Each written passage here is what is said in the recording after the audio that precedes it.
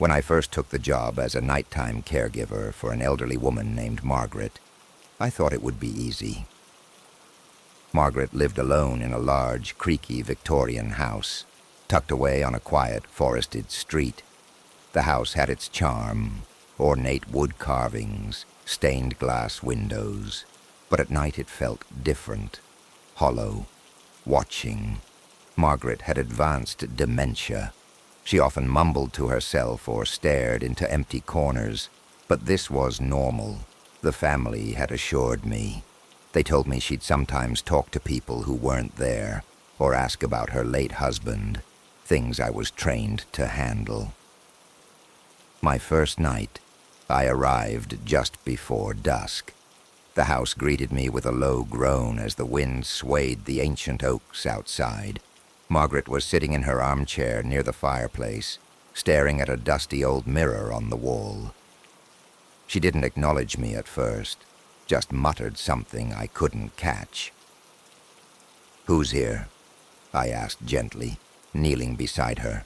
Margaret's pale blue eyes flicked to mine. Her hand trembled as she raised a bony finger, pointing at the mirror. "She's back," she whispered.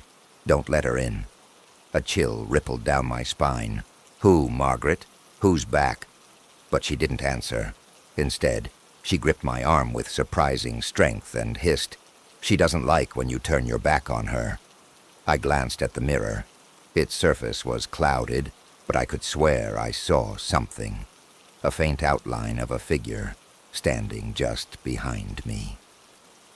My stomach dropped. I spun around, but the room was empty. Just shadows. Trying to shake it off, I helped Margaret to bed. She wouldn't sleep unless I left the bedside lamp on. "She hides in the dark," she murmured as I pulled the blankets over her. Once Margaret was asleep, I settled into the armchair in the living room. The house was eerily quiet, save for the occasional creak of floorboards. I distracted myself with my phone until around midnight when I heard it. A faint hum. It was soft at first, like a child singing a lullaby. I muted my phone and strained to listen. The sound was coming from upstairs. My pulse quickened. Margaret's room was upstairs. I hurried up the steps, the old wood groaning under my weight. The closer I got, the louder the humming became. It wasn't Margaret. It sounded higher-pitched, almost playful. I pushed open her door, and my breath caught in my throat. Margaret was sitting upright in bed, staring at the corner of the room. "What's wrong?" I asked, my voice barely above a whisper. She didn't answer. Her eyes were fixed on the darkness, unblinking. Then she spoke, but it wasn't her voice. It was the voice of a little girl. "Why did you leave me, Mommy?" Every hair on my body stood on end. "Margaret?" I stepped closer, but she didn't even flinch.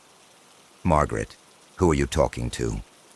"She's here," Margaret said, her voice returning to normal but trembling with fear.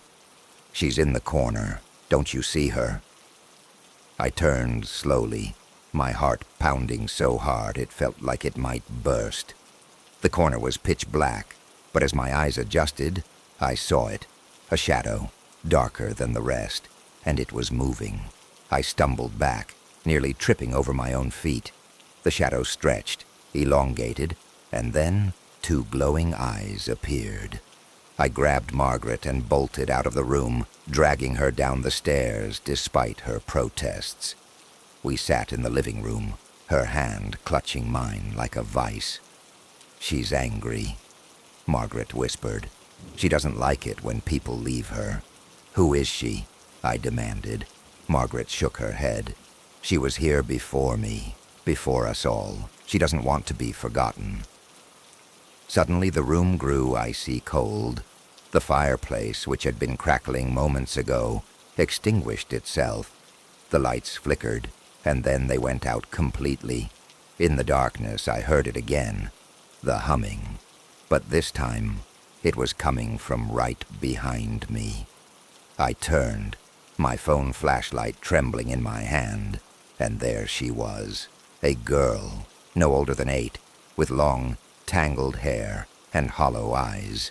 Her mouth twisted into a sinister grin as she whispered, "You can't leave." I screamed and yanked Margaret toward the front door. It wouldn't budge. The lock, the deadbolt, they were stuck, as if something was holding them in place. Behind us, the girl's laughter echoed, sharp and cruel.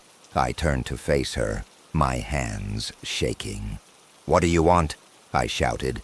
Her expression darkened. "Stay. Play with me." Margaret began to sob, muttering prayers under her breath. The girl tilted her head, her eyes narrowing. She tried to leave, too. That's why she's mine now.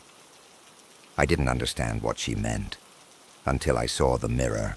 The reflection didn't show me or Margaret. It showed the girl, standing next to a shadowy figure that looked just like Margaret. But this version of Margaret was lifeless, her face twisted in silent terror. "No," I whispered, backing away. "This isn't real." The girl stepped closer, her footsteps unnaturally loud on the wooden floor. "You can't leave," she repeated, her voice like nails on a chalkboard. In a surge of desperation, I grabbed a heavy candlestick from the mantel and hurled it at the mirror. It shattered with an ear-splitting crash, shards of glass raining down around us. The girl let out a blood-curdling scream and then silence. The lights flickered back on. The warmth returned to the room. Margaret collapsed into a heap, sobbing uncontrollably. I called the family and told them I couldn't stay another night. When I explained what had happened, they were quiet for a long moment. Then the daughter said, "We should have warned you." Others have seen her, too. I quit the job the next day. But sometimes, late at night, I hear that same faint humming in my dreams. And when I wake up, I swear, for just a moment, I see her, standing in the corner, waiting.